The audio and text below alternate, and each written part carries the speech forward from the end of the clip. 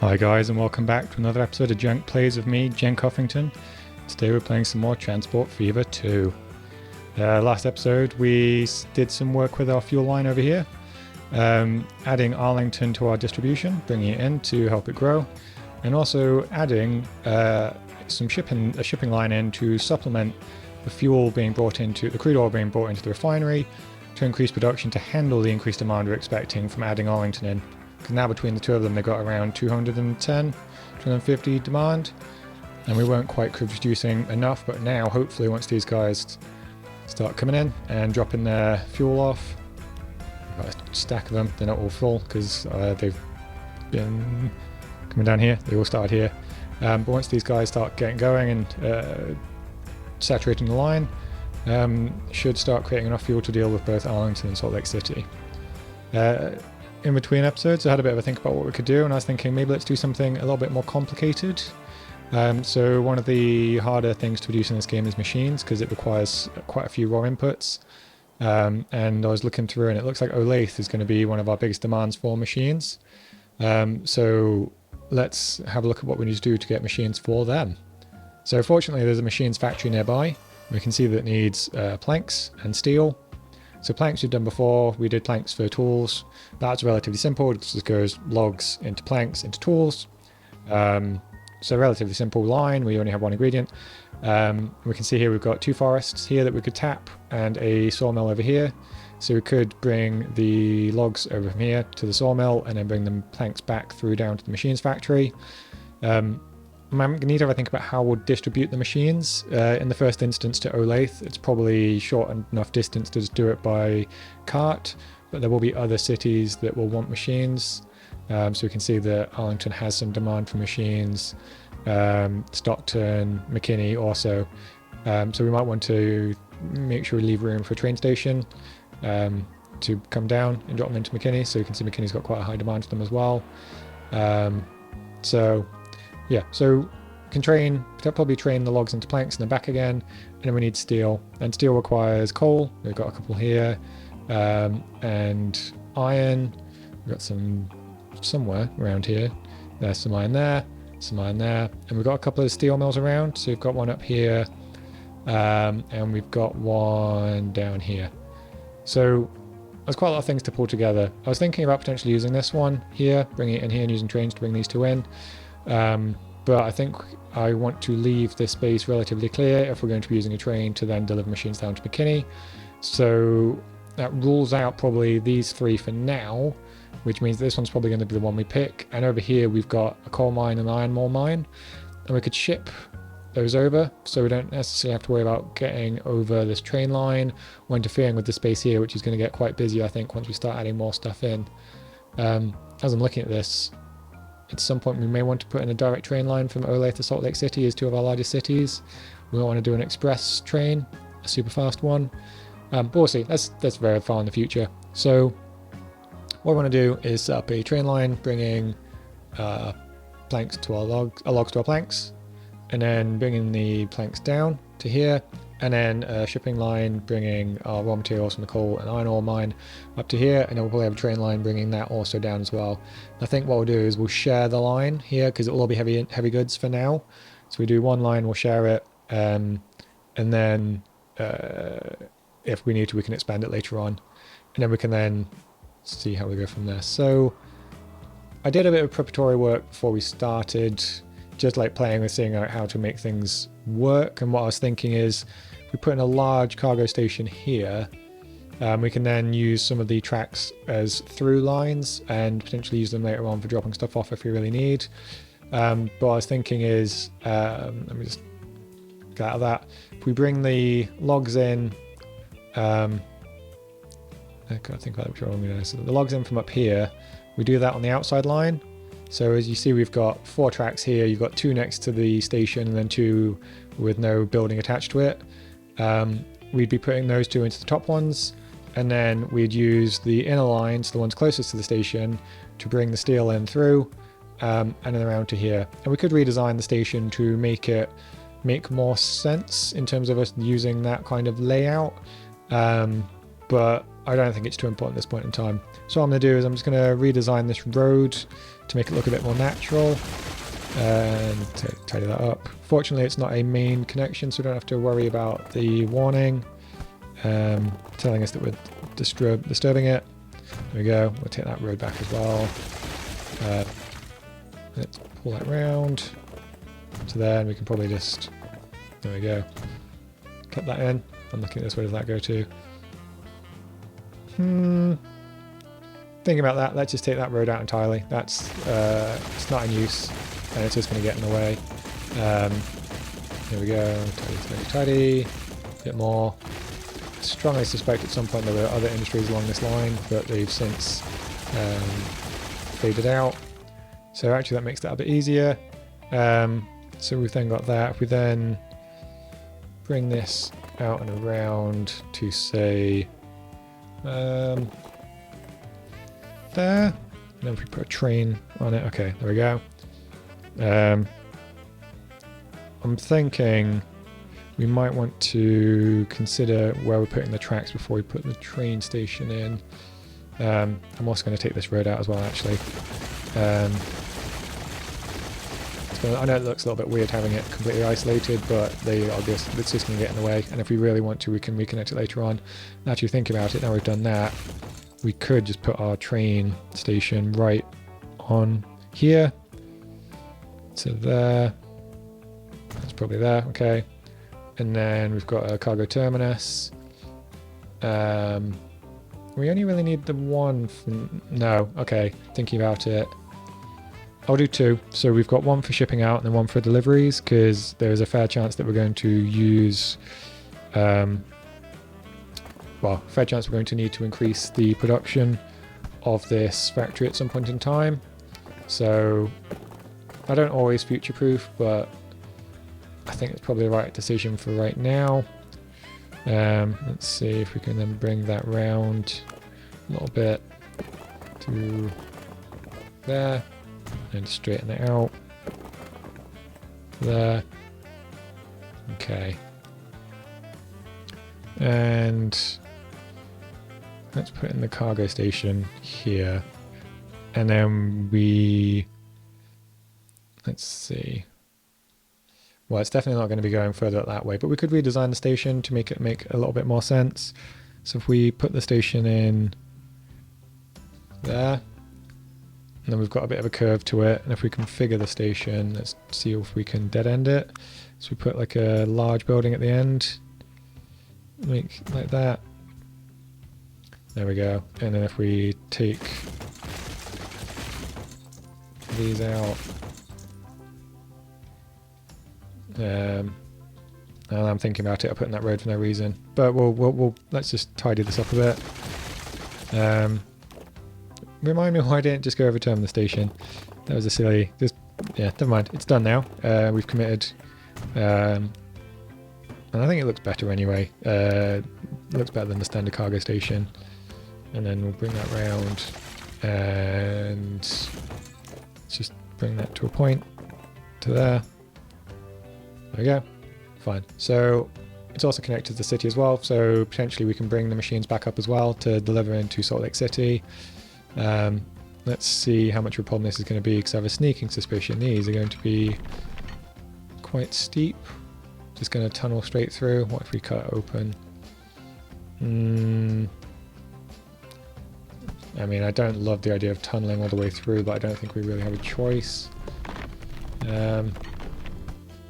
What did I say? So these were going to be coming in the inside, actually. So these will be coming to there. Okay. And that's the problem is that's pretty level. Okay. And also they're not stopping. So actually we want it to be as quick as possible through here. So can we get it to, can we even get to, let's see if we try and get to 120 and then bring it all the way through to 120 to there. 107, maybe a little bit further at 120, a little bit to there, and then, come on, you can do it, 106. I mean, it's going to be a very long time until we have trains that can go that quick, so let's... Also, how does it look now? Yeah, okay, we got the money. Let's carve it out. Okay. That's the inside of the track. So that's going to be further deliveries, actually. If we bring that through, how's that looking?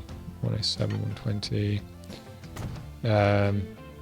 Let's tidy this up because I've made a mistake here, because actually I wanted this one here to go into there. Still going 120, we are. Let's open that out. Okay, and then split it. There we go.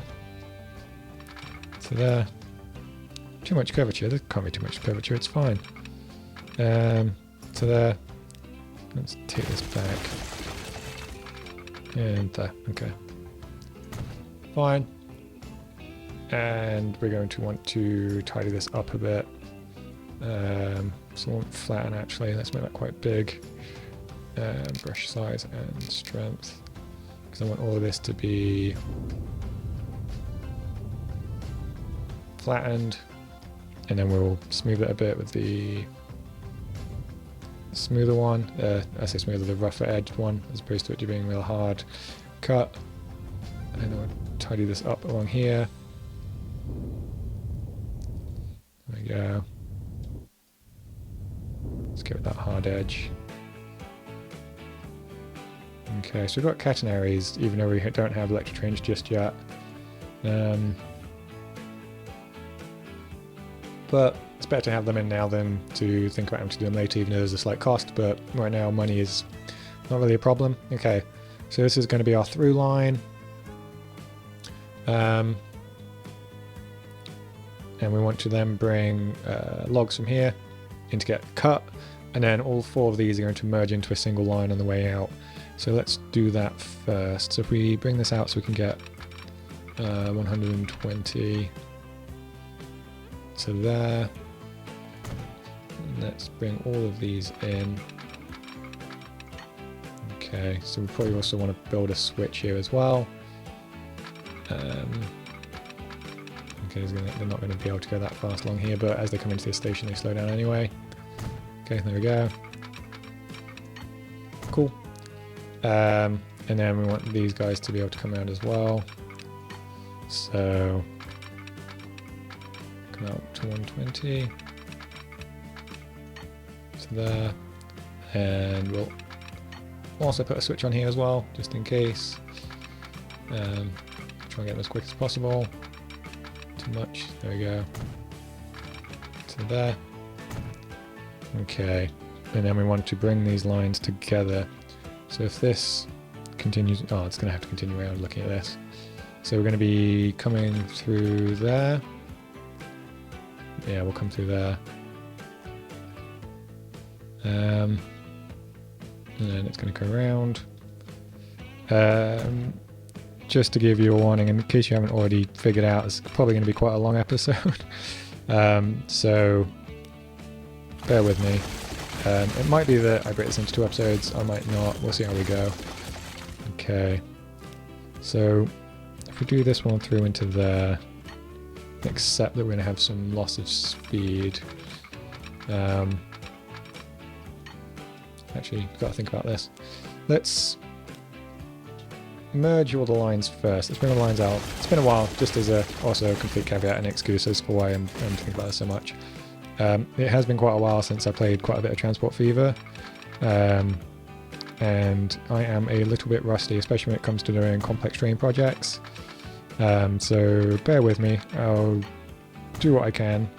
So thinking about it, so we need to think about where each line is going to go to. So we need these 2 to be able to get to the outside. Hang on, I'm gonna take a second to think about what I'm trying to do here, and then we'll cut back in once I figured it out. Okay, so I think I figured it out. It looks a bit of a mess, but I think it will work. I'm just going to put the signals in so I can think about where the trains are going to be.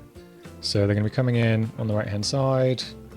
So this one then splits off. So they come in on the right hand side, it splits off, crosses here. Double slope switch, do we want that? Yes we do. Crosses here into that one, so on the right, and then continues down onto the right here. So that one's fine there. And then this one we're going to want to stop there as they come out.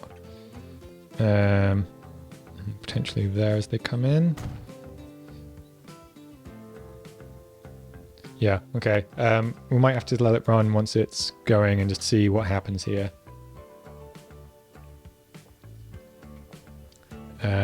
Okay. So that gets us to there. We said we're going to go through here, but we can still get there. Okay, now we've got the track in, we can actually start thinking about, I think we might just compromise for now, because it's going to be a while until we actually get up to trains that can go as fast as we want them to. So, should have done that on the inside first, thinking about that. So we can compromise at 90. So long as the average speed of the line is sufficiently high, I'm not too worried. Can we get down to there? And bring that around again at 90. A little bit over. There you go, 90. 91. And then bring that through to there. So we take this back. This is now the inside, so actually we can get a bit more speed through here. Okay. A bit more speed. Over. Gotta think about what we're trying to get to, because if we go too much to the right hand side, we're then going to have to lose speed again, coming back round to the logs. Actually, think about it, this is where it's going to split, isn't it? So we're going to be coming around that way, and that's going to be taking the steel to the machines. So down to there, and then we're going to need it to break off here to go around to the logs. Okay, so that makes sense. Let's put in some roads around the logs to give us access to a train. Let's do it on this side. Try and straighten that out. We'll take it away from this side. Okay. And we'll bring this over. Kind of want to make it as a T if possible. There we go. Fine. Then we put in our train. We're going to do cargo terminus. I'm going to do a nice big one. Okay. Say to there. Okay. Now I'm looking at this. Actually, I've made a mistake putting it there. That I want to take a lot further back. Sorry guys. Bring this round, and then we'll straighten that out to there. So the reason why I wanted to take it back is that's just realizing the bend that we're would have had to have done to get it out. Actually, think about it, we only really need the one track, but we're fine with two. We're fine with two. Okay, so now we need to split this one off. So we go around to the right to say there. This one we can go around at 120. We should just be able to connect in. There we go. Perfect. So it's coming in on that side, and then we'll split out on this side. And we should just be able to... Oh, hang on. Did that wrong. That's the wrong way around. That should be coming off this side. I've done it very wrong. Okay, we'll go back. Let's try that again. So we're coming in off the left. Well, coming off the right. So coming in, and then the return. Hopefully we can bring it round. There we go. Comes back out on the right. Perfect. Okay, and then we'll put the signals in while we're here. So we want them to not hit each other there. And then we can just signal this line. So on the right, and then stop there. Okay, and let's also rebuild this while we're here. We don't need all of this stuff. Just need the one side. There we go. A bit further, a bit more, a bit more, a bit more, a bit more. There we go. So we've got our train. Let's tidy this up. There we go. Okay. So we've got our log to plank line done. Now we just need to do our steel to machines. Okay. So it's going to come around through and into there. Looking at this. I mean, ideally, I want it to be a large station here. Just bring this back. If we put the station in now, we can then work back to it. Let's do a large 4 platform. Doing it because we're expecting deliveries and outward, so a little bit of future proofing there. Into there. Okay. Gotta think about this. We know that we're going to have problems. So we're going to go out on the outside here. So these two we will use to ship outwards further down. So you can see like Baton Rouge or McKinney down this way. And then we'll use the inside ones for deliveries and then potentially shipping into Olathe if we decide that we really need to later on. So in that case, let's come out from here and see if we can get past the oil well. We can. Okay, excellent. Just get past it. We'll put in the switch. Just because if we're doing deliveries, they'll come in on the one line.